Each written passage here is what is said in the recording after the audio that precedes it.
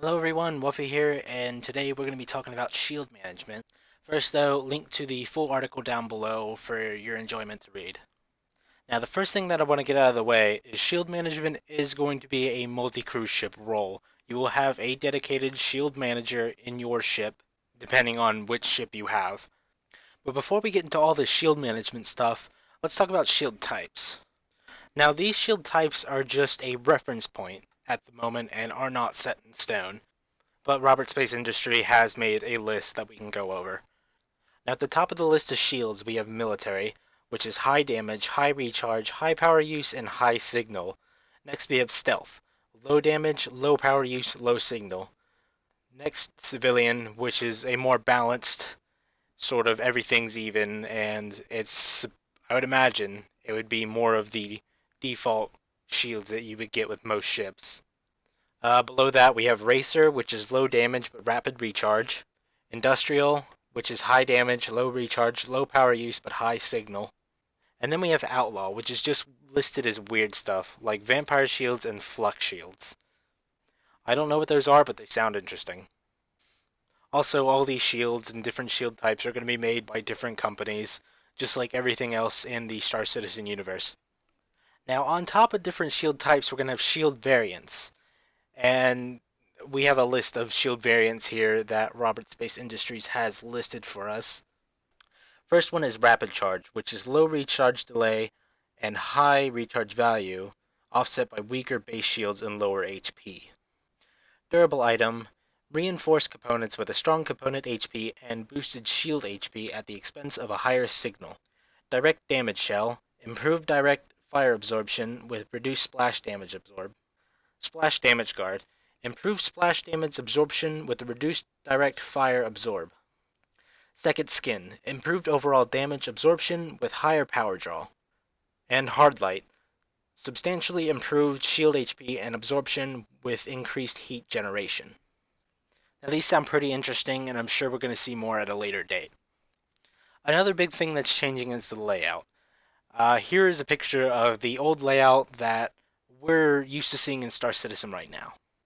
And here's a picture of the new layout that Robert Space Industry is going for. Now, as you can see, there's a wild difference here. Off to the left here we have power management, and I won't go too into this, but one thing that did interest me is presets. What I imagine these presets would do is, say you're going through a pretty dangerous part of space as a hauler.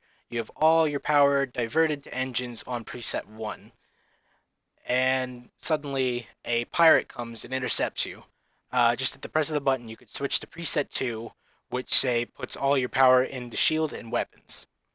Now that's pretty cool, but the stuff we want to see is the shield management stuff, and that's off to the right here.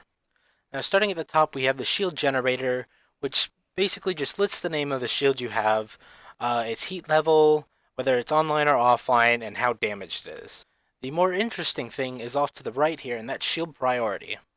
Shield priority will allow you to sort of prioritize what you want your shields to do. There's three different things your shields can do. The first one is maximum shield points, and this increases your shield strength. Next, we have shield regeneration, which is increased shield regen speed. And finally, shield recovery, which shield recovery is just how fast you can regain a shield after it has gone offline. Now below that we have shield faces, which are just different directions of where your shields are and where you can divert power to those shields. Say you have someone chasing you, you can divert power to the rear shields so they can take more hits, but the rest of your shields are going to be weaker.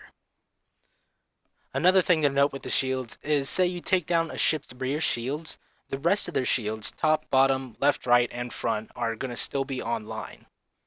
So of course this is really cool nitty gritty stuff. Below that we have the chat log, which is how you basically communicate with other ships. And then we have notifications. Notifications are interesting because they're going to be mainly used in multi-cruise ships. Say you have a gunner at the top of your ship and the top shields go offline. Well, that gunner is going to be exposed to enemy fire, so he can send a notification down to the shield manager and say, hey, the shields are offline up here and I'm in danger. Can you get them back up for me? So the shield manager can divert more priority to recovery, which will help the top shields recover. and of course, keep your gunner safe. Now, I think that's it for all the base stuff. Again, full article down below if you want to read all the details. I think we'll be seeing more of this stuff once the multi-crew ships come into play. But other than that, I hope you guys enjoyed. See you next time.